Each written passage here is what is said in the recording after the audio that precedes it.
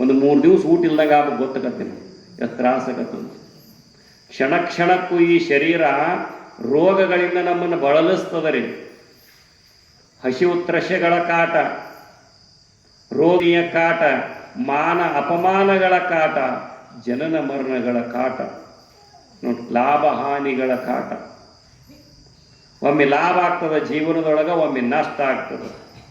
ಒಮ್ಮೆ ಅನುಕೂಲ ಆಗ್ತದೆ ಜೀವನದೊಳಗೆ, ಒಮ್ಮೆ ಅನಾನುಕೂಲ ಆಗ್ತದೆ. ಒಮ್ಮೆ ಶರೀರ ಆರೋಗ್ಯ ಇರ್ತದೆ, ಇನ್ನೊಮ್ಮೆ ಶರೀರ ರೋಗದಿಂದ ನರಳುತ್ತದೆ. ಅನುಕೂಲ ಆದಾಗ ಹಿಗ್ತೇವೆ, ಅನಾನುಕೂಲ ಆದಾಗ ಕುಗ್ಗುತ್ತೇವೆ. ರೋಗ ಬಂದಾಗ ನರಳುತ್ತೇವೆ, ಆರೋಗ್ಯ ಇದ್ದಾಗ ನಗುತ್ತೇವೆ. ಜಡ್ಡ ಆದಾಗ ಹೆಂಗಿರ್ತದೆ ಮನುಷ್ಯ, ಅದರಾಗೂ 2ಕ್ಕೆ ಹತ್ತಿದವನ ಮಕ ನೋಡಬಾರ್ದು. 2ಕ್ಕೆ ಹತ್ತಿದವನ ಮಕ 100 ಸಲತೆ ಪೈಖಾನಿಗೆ ಹೋಗಿ ಬಂದಿರ್ತಾನಲ್ರಿ, ಅವನೊಂದು ಫೋಟೋ ತಗೋಬೇಕು. ನೋಡಿ ಹೆಂಗಾಗಿರ್ತಾನೆ ಗೊತ್ತಾಗತ್ತೆ. ನೋಡ್ರಿ 100 ಸಲತೆ 2ಕ್ಕೆ ಹೋಗಿ ಬಂದ್ರೆ ಶರೀರದೊಳಗೆ ಏನು ಉಳಿಯೋದಿಲ್ಲ. ಇದು ಹೊರಕಡಿಗೆ ಎತ್ತಿದ್ರೆ ಹಿಂಗೈತಿ. ಮತ್ತು ಈ ಭವದ ಹೊರಕಡಿಗೆ ಎತ್ತಿತ್ತಲ್ಲ, ಜನ್ಮಾಂತರ ಹೊರಗೆ ಹೊಂಟು ಬಿಟ್ಟೇವಲ್ರಿ. ಮೂಲನನ್ನ ಸ್ವರೂಪವನ್ನು ಮರೆತು ಏನು ಹೊಂಟೇವಲ್ಲ, ಇದು ದೊಡ್ಡ ರೋಗ್ರಿ ನಮಗೆ.